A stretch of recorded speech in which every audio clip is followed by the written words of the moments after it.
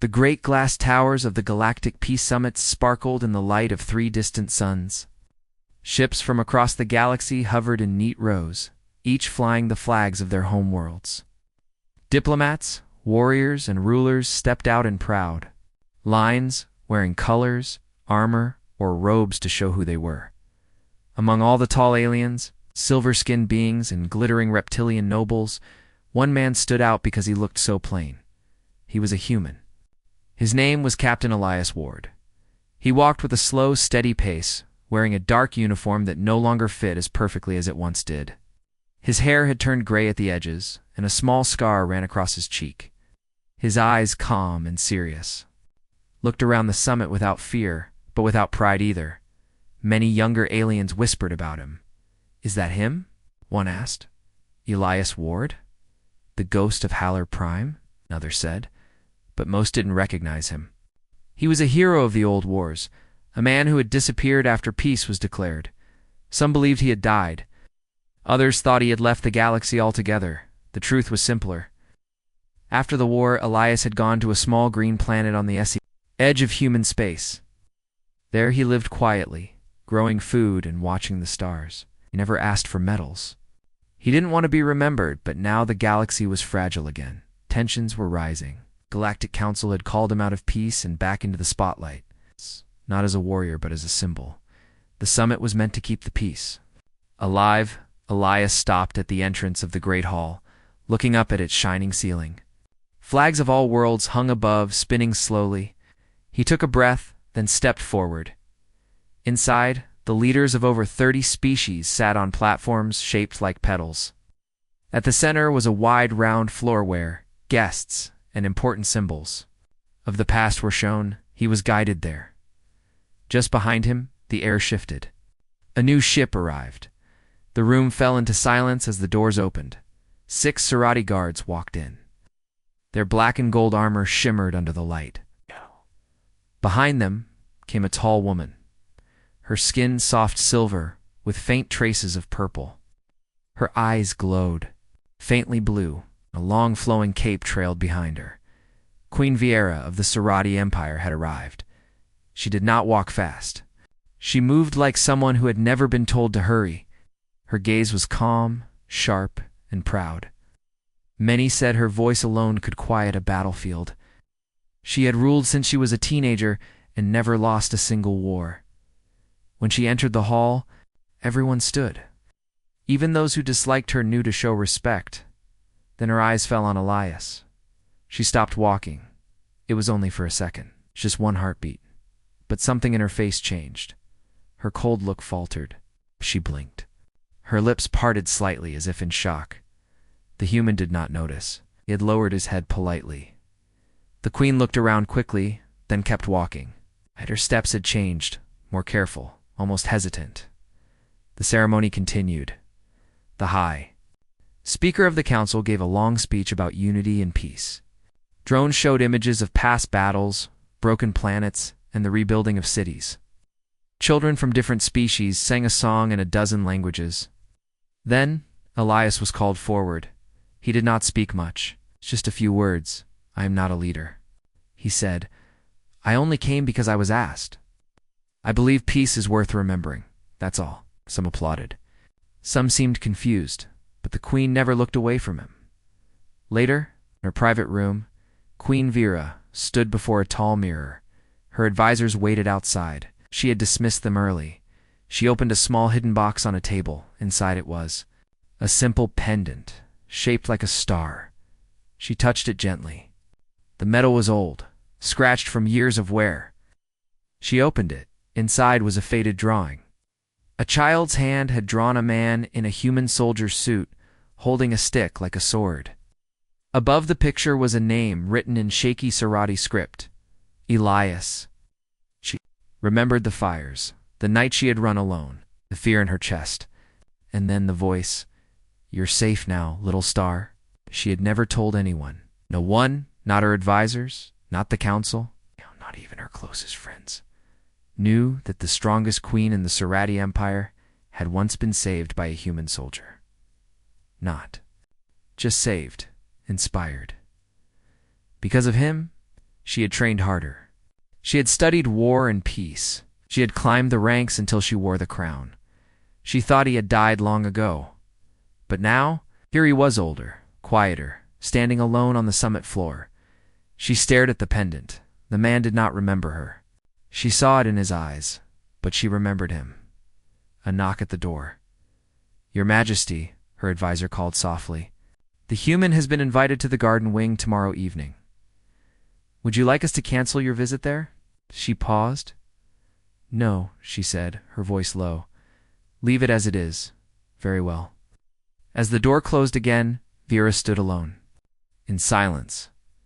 She looked at the mirror and whispered to her reflection. He was real. Years ago, on a distant planet covered with purple forests and cold winds, a young Scifi girl hid inside the remains of a broken house. Smoke filled the sky, and the ground shook every few minutes. War had come to her world. Soldiers ran through the streets. Explosions lit up the night. The girl, small and scared, held a piece of cloth close to her chest. It had once been part of her mother's robe. Now it was all she had left. Her name was Viria. She was only 7. She didn't understand why the war had started. She only knew that everything she loved was gone. Her people were either hiding or running. She had not eaten for 2 days. Her body was bruised, her silver skin covered in dust. And she was alone. Outside, voices shouted in strange languages. Metal boots crunched on stone. She stayed still, holding her breath.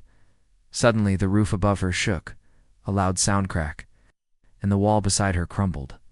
She let out a small scream. Someone stepped through the smoke. A tall figure in dark armor holding a long weapon. A helmet covered his face. Red lights blinked on his wrist. She froze. He looked at her. For a moment neither moved.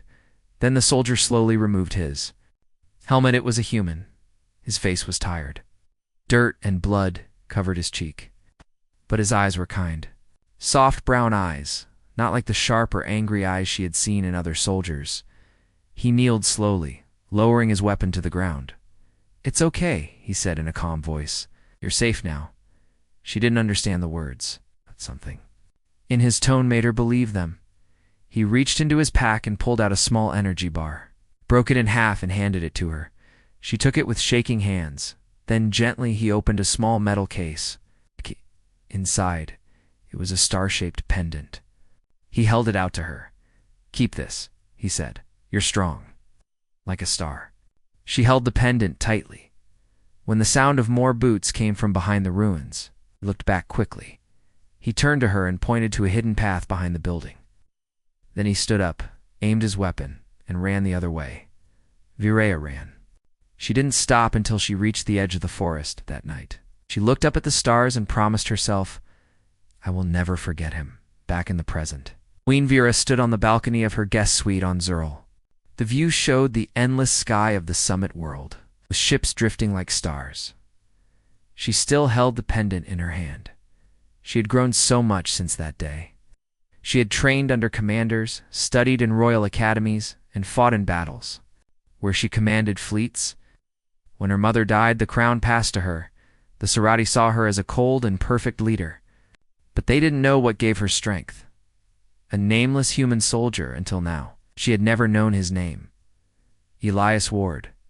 It was a strange feeling. She'd spent years trying to forget humans. They were the enemy in every history book of her. People, they were seen as unpredictable, dangerous, and too emotional. But the one who saved her had shown none of that. He was brave, gentle, and selfless. And now he stood alive. Older and quiet at this very summit. Did he even remember her? She doubted it. To him, she had been just a lost child. To her, he had become the fire that lit her path. A soft knock came at her door. "Your Majesty, your schedule for tomorrow has been set," said her assistant. "You're expected in the garden wing in the evening." "I know," she replied. "Shall we have guards accompany you?" "No," she said after a pause. "I will go alone." That evening, Elias stood near a small, artificial waterfall in the garden wing. It was quiet here. Flowers glowed softly under the moonlight dome, and the sound of water made the air peaceful. He looked out over the trees, his hands behind his back. Footsteps approached. He turned. Queen Varaya walked toward him, wearing a simple white robe with golden threads. No crown, no guards. He nodded politely. "Your Majesty." She looked at him for a moment, then said, "You don't recognize me, do you?" He blinked. "Should I?" She stepped closer and held out the pendant. His eyes widened. "I gave that to someone," he said softly. She nodded. "To a little Sarati girl, hiding in a ruined city." Elias stared at her, stunned. His mind raced back. He could almost see that night, the child, the fire. It had been so long ago. He had never known what happened to her. "You," he whispered. "I am that girl," she said, voice quiet. "You saved me. You gave me hope when I had nothing. You called me Little Star. I have never forgotten." For a long time there was silence between them. "I didn't know," he said. "I'm sorry I didn't remember you sooner." "You remember now," she said. He nodded. She turned to leave, then paused. "You once told me I was strong," she said, "because I survived. But I became strong because of you." She walked away, her steps light. Elias stood under the soft moonlight, the pendant now warm in his hand. The next evening, the summit halls were quieter, as most of the leaders had returned to their private chambers to rest. Long meetings, heavy speeches, and careful talks had left everyone tired. But not Elias. He sat on a stone bench in the garden wing again, under tall glowing trees. The stars above shone through the clear dome, and the night air felt calm. His mind was not at peace. He kept thinking about Herquin Vera, the child he once saved. The girl who had become a queen, Little Star who now ruled one of the strongest empires in the galaxy. He didn't know what to say to her. He had forgotten her over the years. Not on purpose, he had just seen too many things.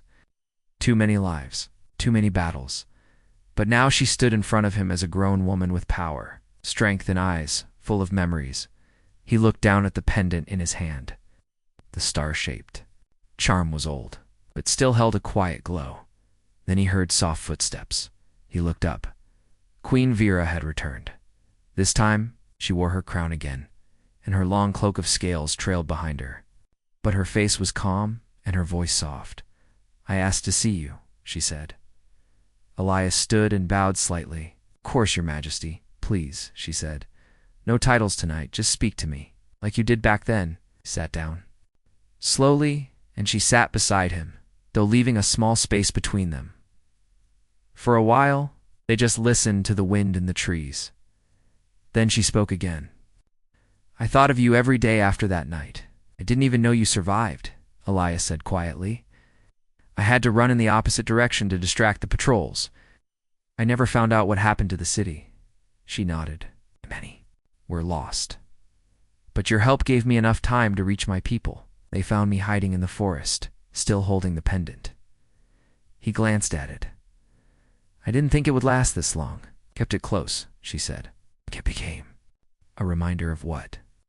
"That not all humans were monsters," she said. "And that kindness can come in the darkest moments." Elias lowered his head. "I'm glad I helped, but I never saw myself as a hero." "You were a hero to me." He gave a small smile. "I was just a tired soldier trying to save one life at a time." She looked at him.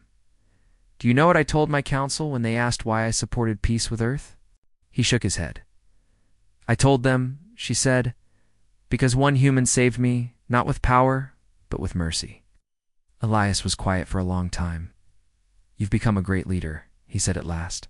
"Your people respect you, they fear." "Me too," she said. "Ow!"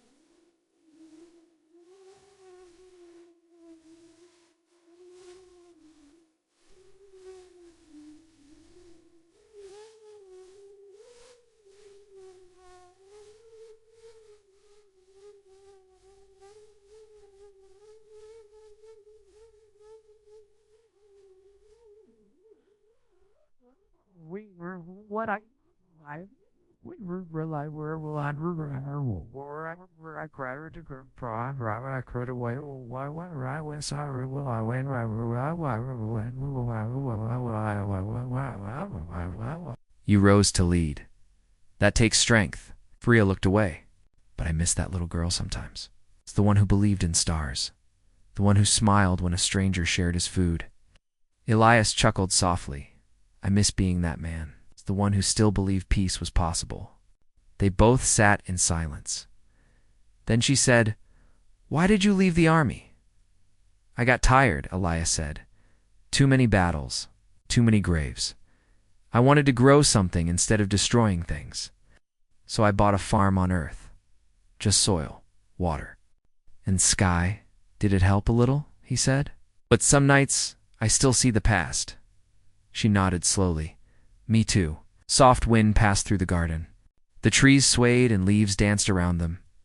Then Viera turned and looked him in the eye. "Do you remember what you called me that night?" He thought for a moment. "Little star."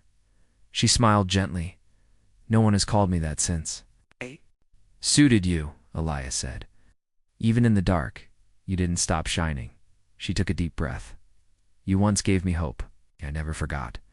But now I wonder, can I give you something in return?" "You already have," he replied. "What?"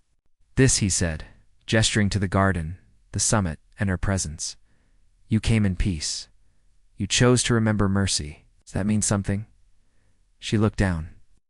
"I wasn't sure if you would hate me for being Serati, for being part of what once was your enemy." Elias shook his head. "I don't hate, not anymore." She stood up slowly. "There's a storm coming, Elias." "What kind?" "Someone is trying to break the peace talks. I've seen strange movements. Messages.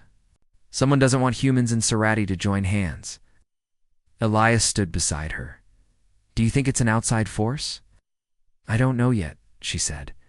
"But I need someone I can trust." Looked at her seriously. "You once trusted?" "Me with your life, I'll return the favor." Their eyes met again, and this time there was no doubt. The little star and the tired soldier had met again not in war, but in the space between. The next day at the Galactic Peace Summit, everything looked calm on the outside. Delegates sat in polished chairs, speaking carefully. Smiles were shown, hands were shaken, and peace was promised. But deep beneath that surface, something was wrong. Queen Virea noticed it first. Guards reported strange movements near the summit's outer wall. Security drones shutting off for no reason. But small changes in the patrol routes and data glitches in the communication systems.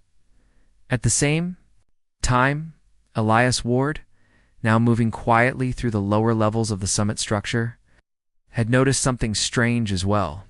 He had walked past a maintenance hallway and smelled burned metal, the kind of smell he had known during sabotage missions in his past. He followed it, behind a locked panel. He found a small device. It was not human, and it was not Serati.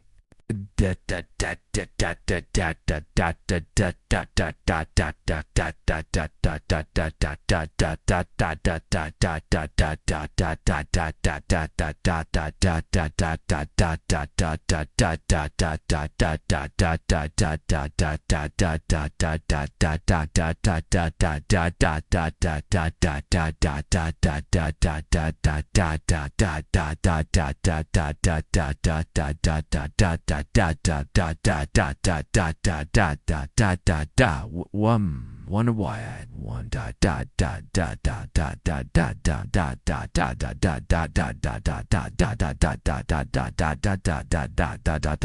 blinked red and made a faint humming noise. It was a silent bomb designed to destroy power systems without fire or sound. Elias bent down and studied it. "This isn't ours," he whispered, "and it's not hers." He took out a small tool and carefully disconnected the core. Then he walked away, making sure no one saw him. Later that evening, Virea and Elias met again, this time in a small side room meant for private talks between leaders. Virea entered first. She was wearing a dark blue robe with her empire symbol across the chest. Her eyes were sharp. Elias stepped in next. He placed the bomb device on the table between them. "Found this in the vent shaft," he said. Vireya stared at it. That's not Serati tech. I know, Elias said. It's not human either. They both understood what that meant. Someone wants this summit to fail, she said, and they want to make it look like either Earth or the Serati are behind it, Elias added. She nodded. Divide us again. Start another war. We have to stop it. She looked at him with a calm but serious expression. Will you help me? You already know the answer, Elias said. Together they began to search. Not loudly, not in the open, quietly, in secret. Elias used his experience from old missions. He moved through the summit's hidden tunnels, watched guard patterns, listened to whispered talks in dark corners. He found parts of strange tools non-Serati, non-human. Vireya used her status. She gave secret orders to her guards to scan incoming signals. She spoke to trusted allies from other worlds, when told her a secret message had been received by a traitor ship. Peace must fall. Watch the human and the queen. They were being watched. That night, a banquet was held. Leaders laughed and toasted each other. Music played. But beneath the golden lights, trouble was close. A young Serati child, one of the royal aide's daughters, was walking near the balcony with a human boy, a visitor's son. They were talking and smiling. Suddenly, Elias spotted something blinking under the balcony floor. His old soldier's instincts kicked in. He ran forward. Get back, shouted, diving between the children and the floor panel. There was a small flash and a burst of sound, then silence. The children were safe. Elias lay on the ground, his arm burned. Guards rushed in. People screamed. Panic spread. Vireya arrived and saw Elias sitting up, holding his arm. What happened? She asked. He held up a black piece of metal. Another one. She turned to. Her guards shut the hall. No one leaves until I say. Ow. That night, the Peace Summit was almost destroyed. But Elias had saved it. And this time, someone saw it happen. Later, when the crowd had been calmed and the children returned to safety, Vera visited Elias in the medical room. He sat on a chair, his arm wrapped in bandages. You're lucky, she said. Another second, and you'd have been gone, he smiled. Would have been worth it? Why do you still do it? She asked. You're not a soldier anymore? Because peace isn't built with words alone, he said. Sometimes you have to protect it with your hands. She walked to the table and placed a small data chip beside him. We found this signal hidden in the summit's outer system, she said. It's coded with a third language used by a mercenary group from the Void region. They've been paid to sabotage the summit. By who? We don't know yet, she said. But they don't want unity. They want division. Elias stood slowly. Then we go find them. She looked at him. Together, he nodded. Always. Vireya stared at him for a moment, then gave a small smile. You haven't changed. You have, he said. And that's a good thing. Later that night, the stars outside the dome seemed a little quieter. The summit had been shaken, but not broken, and deep in the shadows. Two old allies, one human, one Seratis, prepared to face an enemy that feared. The lights in the summit city flickered as the night deepened. Israel, once the shining symbol of peace, now felt like a ticking time bomb. Queen Vera and Elias Ward knew the enemy was close. The message found in the summit systems, written in a third language, unknown to most, was clear. Someone from the Void region had sent mercenaries to destroy the peace talks. But why? They needed answers. And they had little time left. Deep beneath the summit towers, in a restricted level meant only for engineering staff, Vireya and Elias moved quietly through a dim hallway. Elias walked ahead, scanning each corner with an old handheld sensor. You sure this tunnel leads to the lower base? Vera asked, stepping carefully behind him. Elias nodded. I built part of this map myself, back when I was still active. These tunnels connect to every system core in the city, and that's where they'll be, she said, hiding behind the systems, controlling the sabotage. He looked at her. Ready? She gave a firm nod. I was born ready.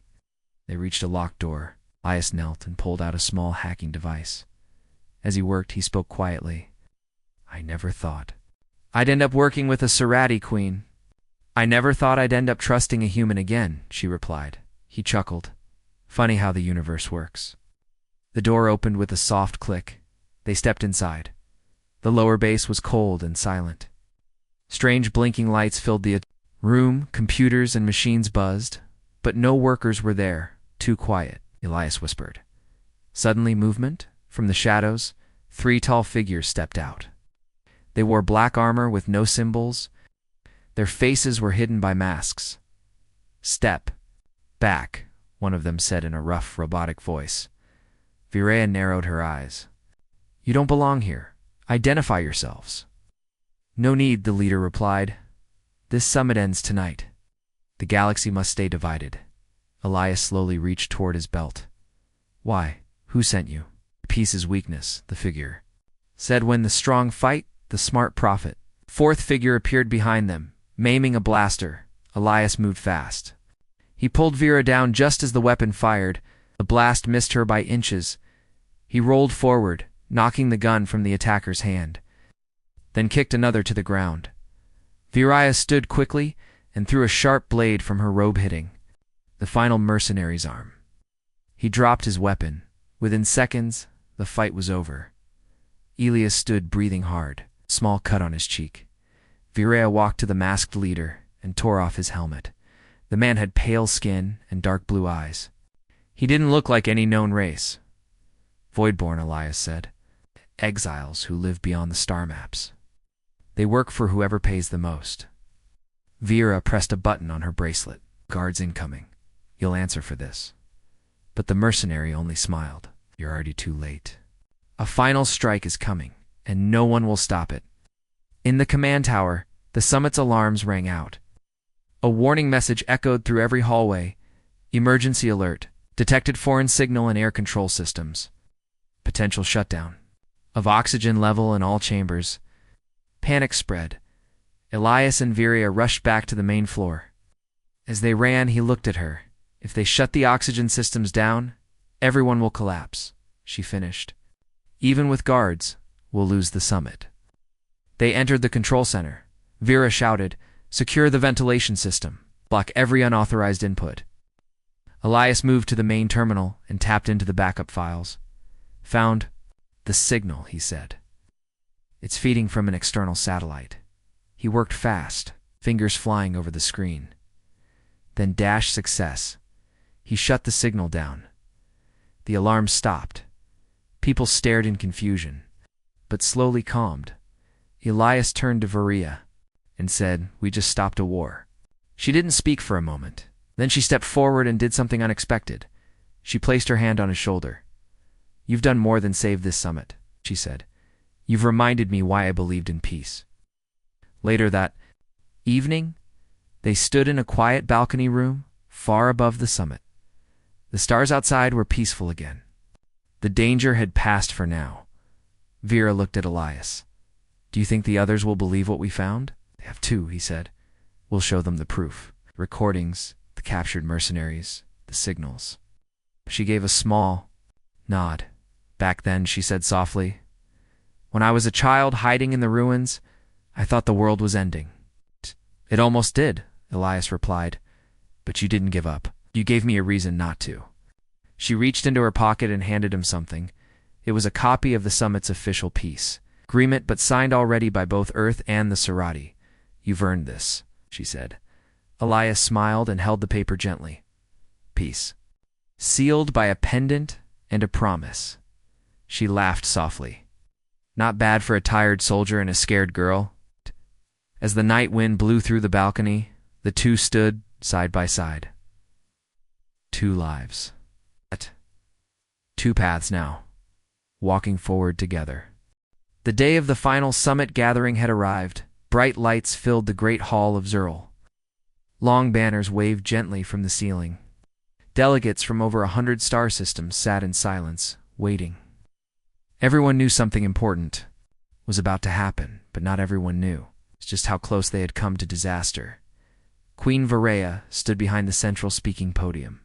Her violet robe shimmered softly in the sunlight, coming through the crystal dome above. Her crown rested upon her head, but her eyes carried something even greater. Truth. Captain Elias Ward stood near the side of the stage. His uniform was simple, his posture calm. But in that moment, every camera in the galaxy was pointed at him. Vera began to speak. Her voice was clear and strong. Friends, leaders, guardians of your people, you came here for peace. She paused, and you nearly lost it. Gasps moved through the room like wind. She continued, over the past few days, my people and yours faced many hidden threats. Bombs were placed beneath your feet. Oxygen systems were hacked. And behind it all was a plan not by Earth, not by the Scifi, but by outsiders. Enemies of unity. A few leaders looked around the hall in shock. We have captured their mercenaries. We have their messages, their signals, and their names. And I say this today, not to bring fear, but to show you the strength we found in trust. Varia turned toward Elias. This man, this human, once saved my life when I was a lost child. He had no reason to help me. We were from different worlds. Our people were at war. And yet he gave me food, gave me hope, and risked his life for mine. The room was completely silent. She walked slowly toward Elias. You may see him as just a soldier, but to me, he is the reason I stand. Here today, I owe my life to him, and I have never forgotten him. Elias shifted slightly, uncomfortable under all the attention, but he met her gaze calmly. When I saw him again, she continued, I realized something. He had not changed. He was still the man who believed peace was worth fighting for. And together, we stopped the ones trying to destroy it. She turned back to the crowd. We must not let fear win. We must not allow voices from the shadows to divide us. We must remember that even in the darkest moments, kindness can light the way. Then she raised the star-shaped pendant in her hand. This gift was given to me by a human when I had nothing. It reminded me to stay strong.